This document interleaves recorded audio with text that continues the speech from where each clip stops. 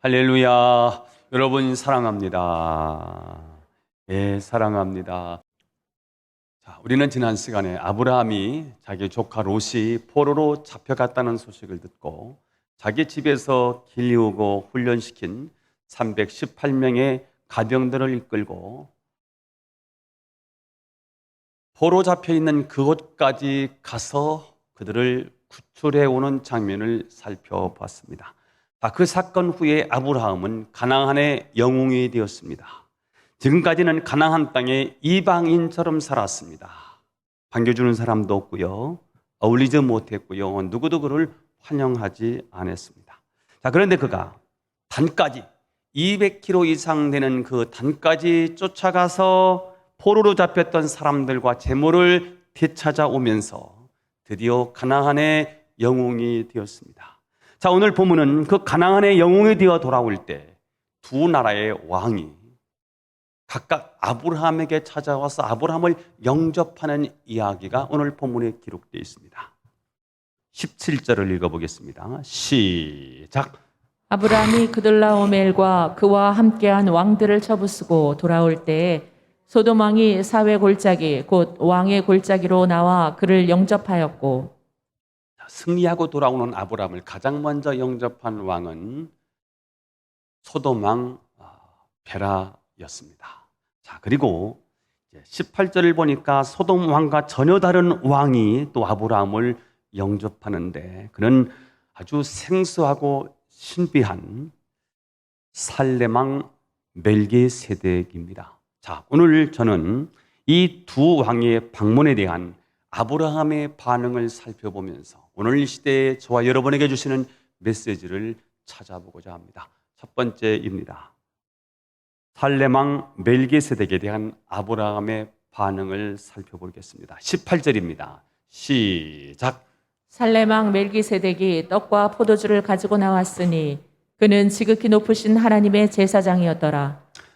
이 살렘 왕 멜기세덱은 이 전쟁에 참전했던 왕이 아닙니다.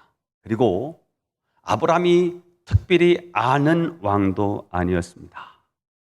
그런데 오늘 성경은 살렘 왕, 샬롬이 여기서 왔겠지요. 평화의 왕입니다. 그를 가리켜서 지극히 높으신 하나님의 제사장이라고 말씀하고 있습니다. 이 장면을 신약성경 히브리서 6장 20절을 보니까 이렇게 그분이 누구인지를 설명하고 있습니다. 읽어보도록 하겠습니다. 시작. 그리로 앞서 가신 예수께서 멜기세덱의 반차를 따라 영원히 대제사장이 되어 우리를 위하여 들어가셨느니라. 놀랍게도 예수님이 멜기세덱의 반차를 쫓아 영원한 대제사장이 되었다고 말씀하고 있습니다. 그러니까 살렘 왕 멜기세덱은 누구입니까? 구약에 나타난 예수 그리스도입니다. 예수 그리스도가 구약에도 가끔씩 나타나서 하나님을 보여줄 때가 있었어요. 오늘도 이 하나님이 예수 그리스도께서 샬롬, 살렘 왕 왕으로, 살렘 왕 멜기세덱으로 등장하시는 장면이지요. 이 장면을 더 구체적으로 히브리서 7장 1절에서 3절은 이렇게 되어 있는데요. 제가 읽어볼게요. 멜기세덱은 살렘 왕이고요, 지극히 높으신 하나님의 제사장이라. 여러 왕을 쳐서 죽이고 돌아온 아브라함을 만나서 복을 빈 사람이고요, 아브라함이 모든 것을 10분의 1을 그에게 나누어 주고요, 그 이름을 해석하면 먼저는 의의 왕이고요, 그 다음은 살렘 왕이니 살렘은 무슨 뜻이라고요? 평강의 왕이라는 거예요. 그런데 아버지도 없고 어머니도 없고 족보도 없고 시작한 달도 없고 생명의 끝도 없다는 거예요. 누굽니까? 우리와 다르다는 거지요. 우리는 족보가 있어요. 우리는 시작이 있어요. 부모가 있어요. 그런데 이분은 시작도 끝이 없어요. 그분이 누구입니까? 하나님의 아들을 꼭 닮았어요. 항상 제사장으로 있느니라. 하나님의 아들과 동일한 제사장으로 말씀하고 있습니다. 그 이름은 누구고요? 의의 왕이고 평강의 왕입니다. 그의 반차를 쫓아서 예수님이 대제사장이 되었다고 말씀하고 있습니다. 그러니까 오늘 아브라함이 승리하고 돌아오는데 그 승리하고 돌아오는 아브라함을 맞이했던 왕 살레마, 누군가 봤더니 멜기세덱이네요. 멜기세덱이 누군가 봤더니 구약의 예수 그리스도네요. 의의 제사장, 하나님의 제사장이네요. 그러면 하나님의 제사장이 왜 아브라함을 마중 나와 영접했을까? 축복하려고요. 아브라함에게 복을 주시려고요. 18절을 보니까 멜기세덱이 떡과 포도주를 가지고 예수님을 영접합니다. 아니, 전쟁 영웅을 맞이하는 것으로는 이거 너무 초라하지 않습니까? 적어도 훈장을 가져온다든지 무슨 큰 상급을 준비했어야 될 것 같지 않습니까? 하지만 이것은 아브라함을 위한 굉장히 세심한 배려였다는 사실을 아실 필요가 있습니다. 본래 떡은 배고픈 자를 위한 음식이고요. 포도주는 지친 사람에게 긴장을 풀어주고 부상자에게는 치료제로 사용했거든요. 지금 전쟁으로 피곤하고 지친 사람들에게 가장 필요한 것은 따뜻한 떡 한 덩어리이고요. 부상당한 사람들에게는 당장 지금 고통을 해결해 줘야 되니까 치료제가 필요하겠지요. 그래서 나는 지금 성공을 향해서 달려가고 있지만 내게 정작 필요한 것은 쉼이라고 말씀하시는 거예요. 우리는 성공을 향해서 막 달려가는데 몸이 쇠하고 망가지는 줄 모르고 성공 출세를 향해서 나가지만 그런데 하나님은 우리를 너무 잘 아세요. 너 지금 쉬어야 돼. 달려갈 때가 아니고 쉬어야 돼. 우리를 너무너무 잘 알고 계시는 분이지요. 그렇습니다. 하나님은 우리의 깊은 내면, 감추어진 이면을 보시고 내가 가장 필요한 일을 행하시는 분이 저와 여러분이 하나님이신 줄 믿기를 축복합니다. 나는 잘 몰라요. 내 몸이 이렇게 망가지는지. 욕심만 있고요. 나는 목표만 있고요. 달려가는 것만 있어요. 그런데 내 몸이 망가지고 있다는 사실, 이것을 우리 하나님이 아세요. 멜기세덱이 아세요. 예수 그리스도가 아세요. 그래서 가장 중요한 게 뭔지 알아? 너 쉬어야 돼. 이렇게 오늘 그를 만져주시는 거죠. 그는 내 마음을 고치시고 볼 수 없는 상처 만지시네. 나를 아세요. 나를 이해하세요. 내 영혼을 새롭게 하시는 분이 바로 멜기세덱이신 예수 그리스도인 줄로 믿기를 축복합니다. 아멘. 예수님은 누구신가? 우는 자의 위로와 없는 자의 풍성이며 전한 자의 높음과 잡힌 자의 노임되고 우리 기쁨 대신에. 예수님이 누구라는 거예요? 우는 자의 위로고요, 없는 자의 풍성이에요. 선한 자의 높임, 잡힌 자의 노임이에요. 우리의 기쁨이세요. 이분이 저와 여러분의 주님이시라고요. 아멘. 이분이 저와 여러분의 그리스도인 줄로 믿기를 축복합니다. 아멘. 19절 말씀을 보겠습니다. 19절 시작. 그가 아브라함에게 축복하여 이르되 천지의 주제이시오 지극히 높으신 하나님이여 아브라함에게 복을 주옵소서. 자, 오늘 멜기세덱이 아브라함을 축복하네요. 이 멜기세덱은 축복권을 가지고 계시네요. 자, 그런데 그가 고백하는 하나님은 어떤 하나님이십니까? 하늘과 땅을 지으신 분이세요. 하늘과 땅을 주재하세요. 주인이세요. 다스리세요. 통치하세요. 하늘이 높지요. 높아도 하나님은 더 높으세요. 땅이요. 땅에서 가장 높은 지위가 뭘까요? 청와대일까요?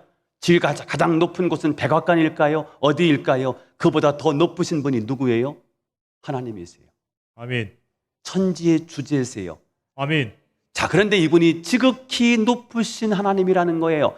가나안 땅에 수많은 신들이 있는데 그 신들과는 비교할 수 없는 가장 높으신, 가장 지극히 높으신 하나님이시라는 거예요. 아멘. 소개하고 있어요.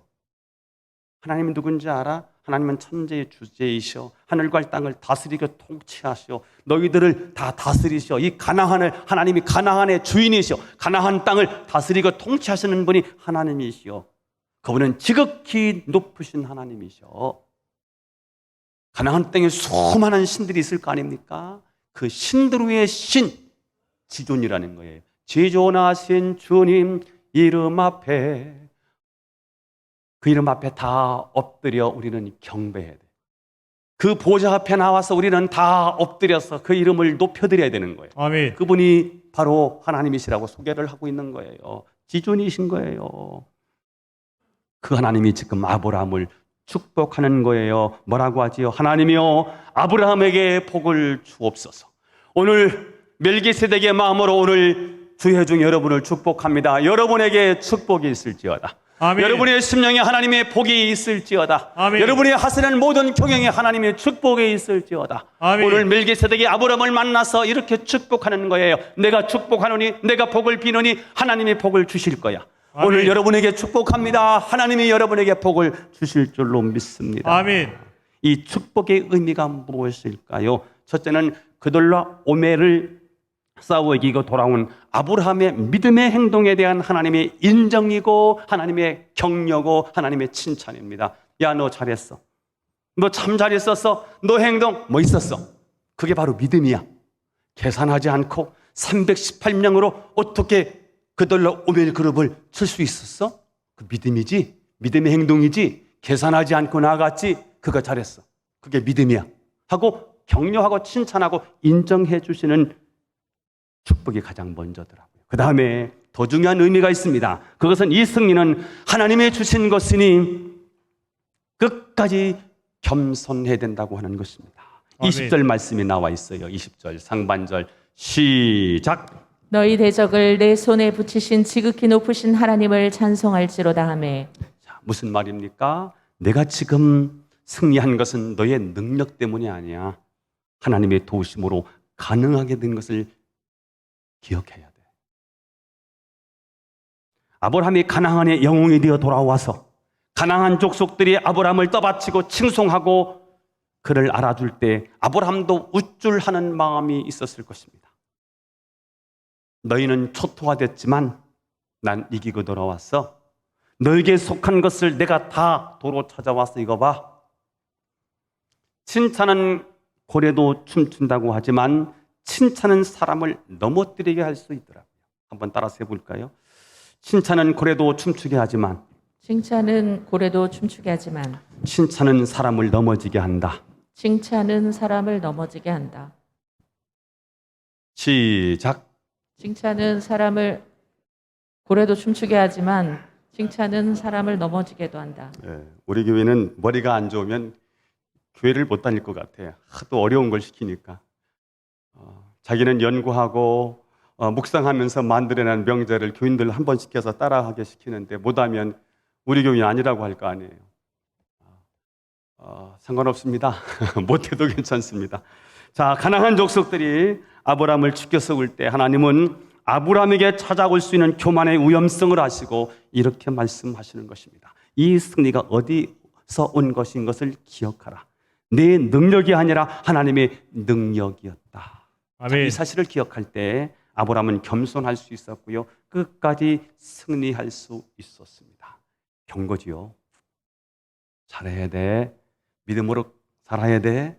너 교만하면 안 돼. 끝까지 겸손하고 끝까지 하나님 붙잡고 살아야 돼. 경고입니다. 아니면 넘어진다는 거지요. 하나님을 떠났어요. 말씀을 등지고 사는데 하나님이 사인을 주세요. 애가 뭐 잘못된다든지 어떤 물질 문제가 있다든지 어떤 관계가 틀어진다든지 어떤 문제로 하나님이 사인을 주실 때 있지. 아, 이거 하나님 나에게 말씀하시는구나. 겸손하라고 말씀하시는구나.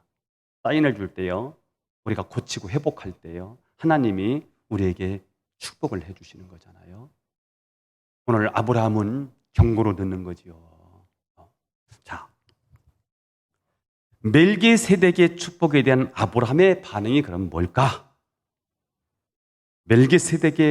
멜기세덱의 축복에 대한 아브라함의 반응은 멜기세덱이 뭘 줘요? 11조를 주었습니다. 자, 아브라함의 믿음으로 전쟁에 임했을 때 하나님이 그 전쟁에 개입하셨습니다. 그러나 아브라함은 그것을 잘 몰라요. 이상하게도 불리한 전세인데도 불구하고 싸움에서 이기는 거예요. 누군가가 나를 돕고 있는 것입니다. 내가 상대 밑에 깔렸다고 생각했는데 눈을 떠보니까 오히려 내가 상대 위에 상대를 깔고 올라서 있는 것입니다. 이 승리를 주신 분이 누구라는 거예요? 몰랐어요. 오늘 멜기세덱이 찾아와서 아브라함에게 알려주는 거예요. 너희 대적을 내 손에 붙이신 지극히 높으신 하나님이시다. 이걸 알려주는 거예요. 너의 승리, 너의 영광, 그건 너의 힘이 아니야. 너의 능력이 아니야. 하나님이 너에게 주신 승리야. 이걸 아멘. 하나님이 멜기세덱에게 찾아와서 알려주는 거예요. 아브라함아, 이 승리는 네가 얻은 승리가 아니란다. 하나님이 도와주셨단다. 오늘 너의 승리, 너의 번영, 너의 성공은 너의 노력과 피땀 흘린 그 헌신이 아니라 내 축복의 근원은 바로 하나님이시란다. 이걸 알려주셨습니다. 그래서 멜기세덱은 그 하나님을 찬양하라는 거예요. 승리를 주신 하나님을 찬양하라는 거예요. 네 대적을 내 손에 붙이신 하나님을 찬양하라는 거예요.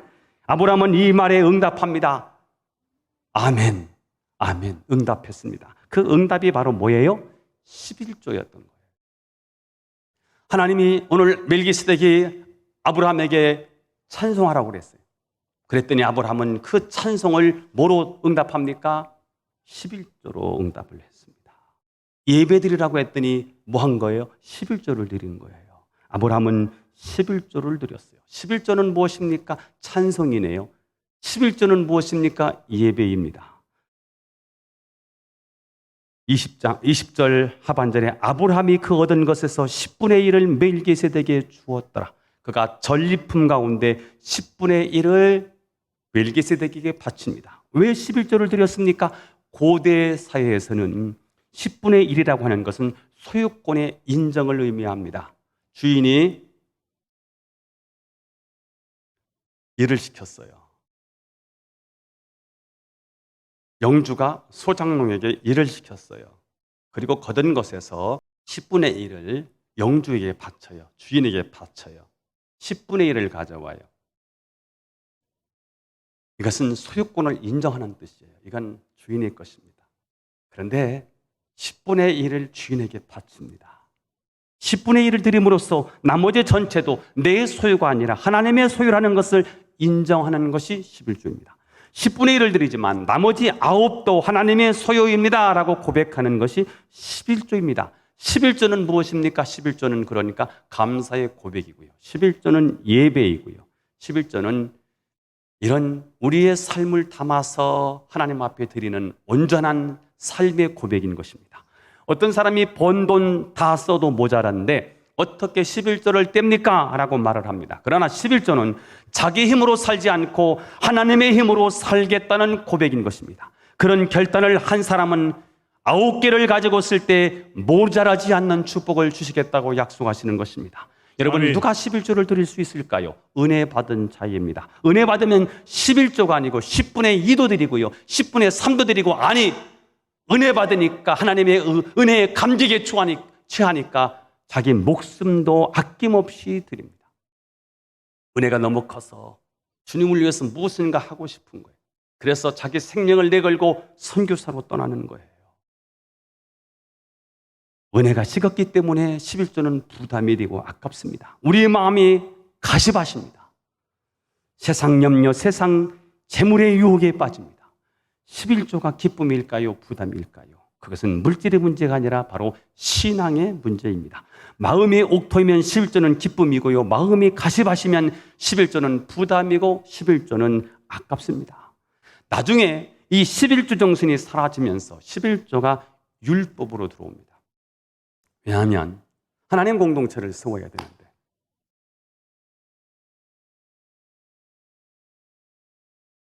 돈이 필요하잖아요.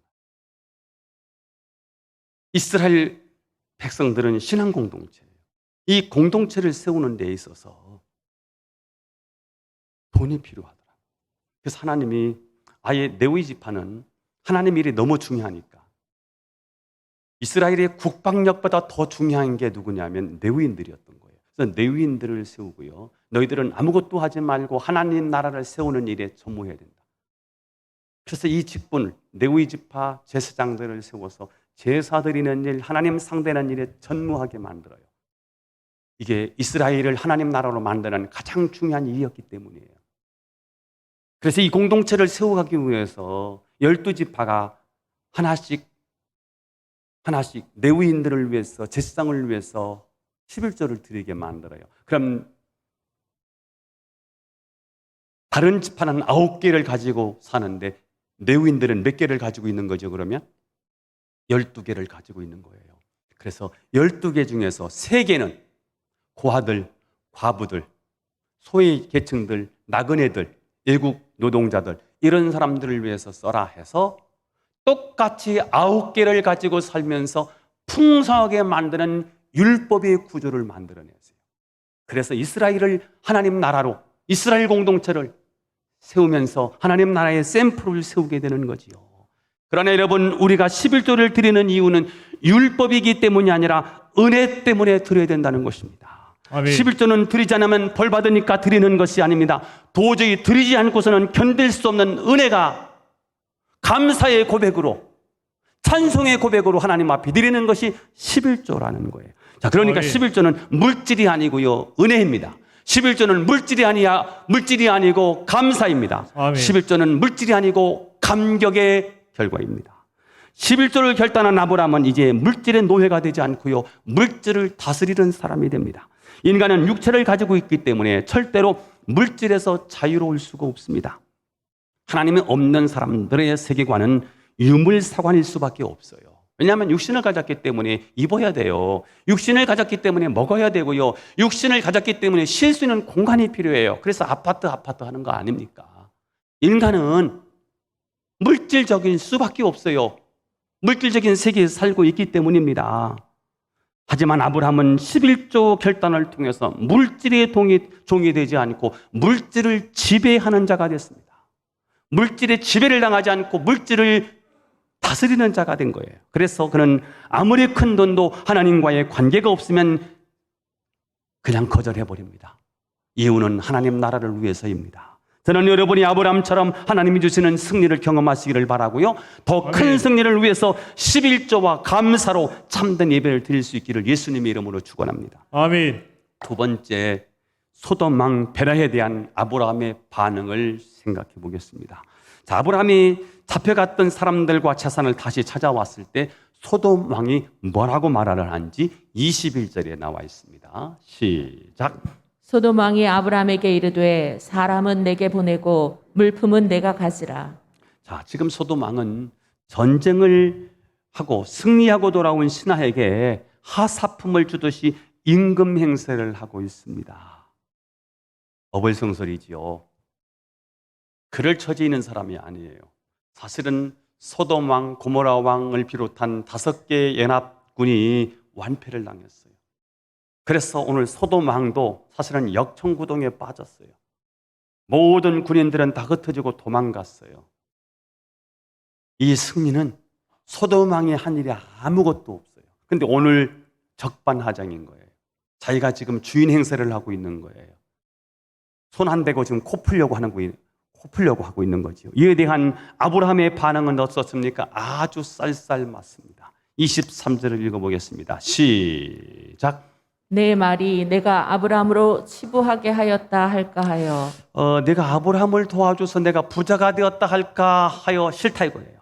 아브라함은 자신이 행한 선이, 하나님이 주신 의가 소돔 왕에 의해서 회방되는 것을 용납할 수 없다는 거예요. 그래서 23절 하반절에 이렇게 말하지요. 시작.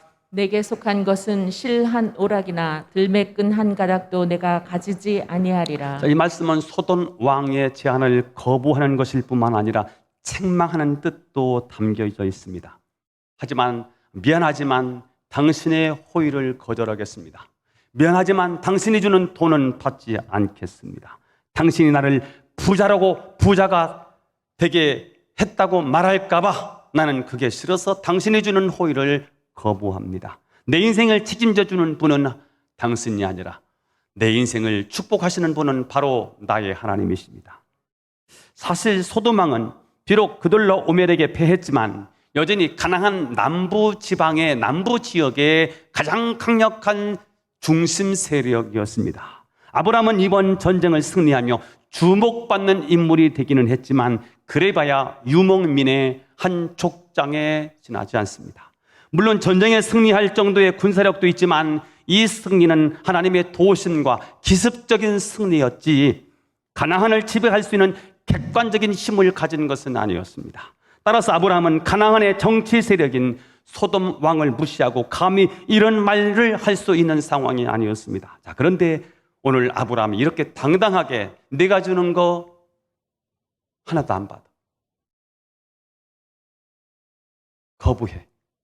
실 하나 오락이 안 받아. 들매끈 한 가닥도 싫어.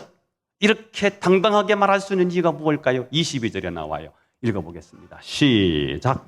아브라함이 소돔 왕에게 이르되 천지의 주제시요 지극히 높으신 하나님 여호와께 내가 손을 들어 맹세하노니. 자, 이 고백은 천재 주제시요 지극히 높으신 하나님 여호와라고 고백했던 고백은 누구의 고백입니까? 멜기세덱의 고백이었지요. 아브라함을 축복할 때 했던 바로 그 고백이었지요. 자, 그런데 오늘 멜기세덱이 고백한 그 하나님을 오늘 동일하게 아브라함이 고백하면서 그 하나님을 그대로 믿고 있는 것입니다.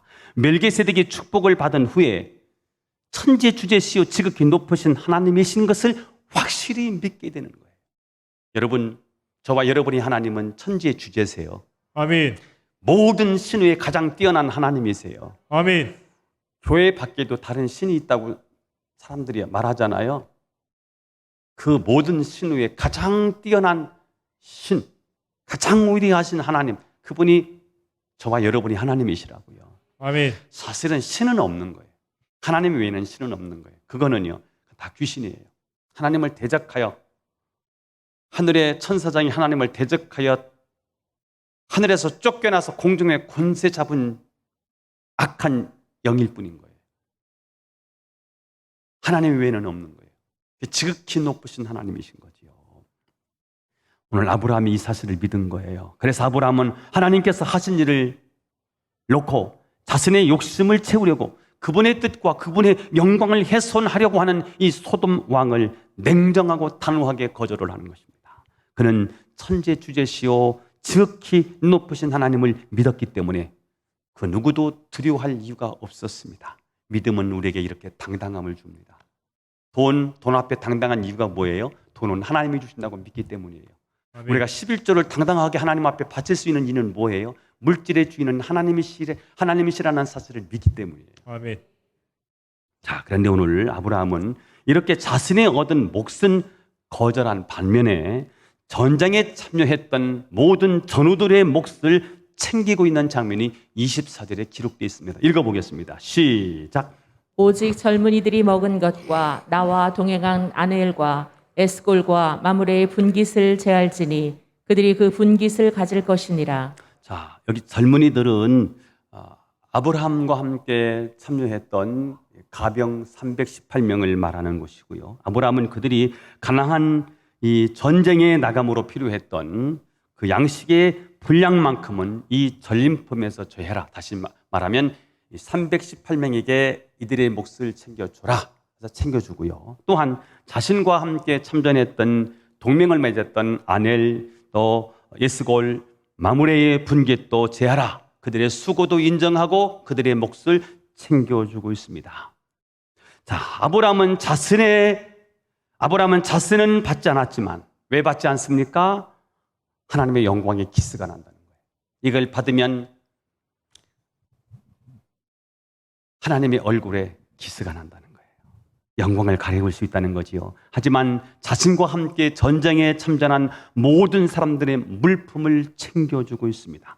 아브라함은 이렇게 함으로써 소돔 왕의 체면까지 세워주고 있습니다. 이것이 바로 아브라함의 지혜요 성숙한 모습입니다. 자, 아브라함은 나에게 옳다고 해서 남에게 강요하지 않습니다. 그 강요가 오히려 반발심과 강한 거부감을 만들어낼 수 있기 때문입니다.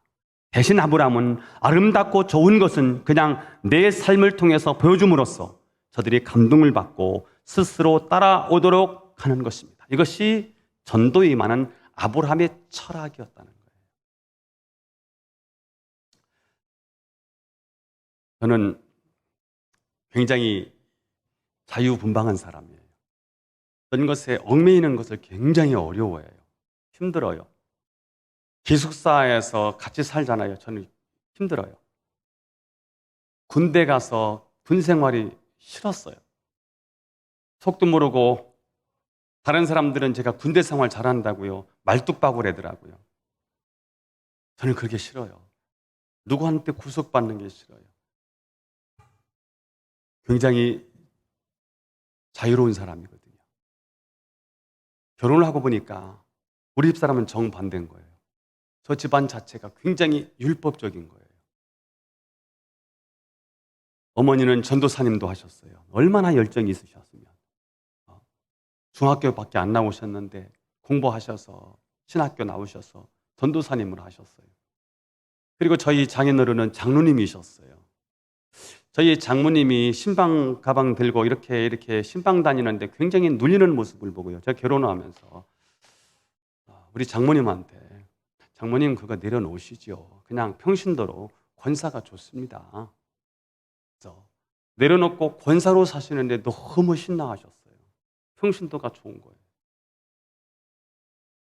자, 그러면서 저희 집사람하고 사는데 가정 예배가 문제가 됐어요. 둘이 있을 때는 아무 문제가 없었는데 애들이 커오면서 이 가정 예배가 아이들을 얽어매는 거예요. 억압하는 거예요. 옥죄는 거예요. 이것이 아이들에게 신앙에 반감을 줄 수 있겠더라고요.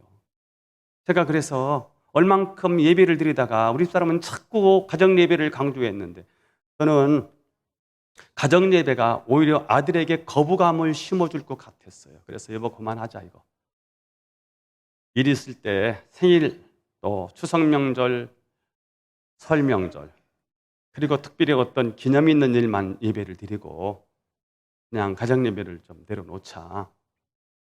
여기 와서도 우리 사람이 고집을 했었거든요. 제가 이겼거든요. 제가 왜 이런 생각을 가지고 가정 예배를 스탑으로 했느냐 하면요. 제가 어렸을 때를 보면서 신앙생활 하면서 저는 우리 아버지 몽둥이가 무서워서 교회를 나온 거예요. 교회가 싫었어요.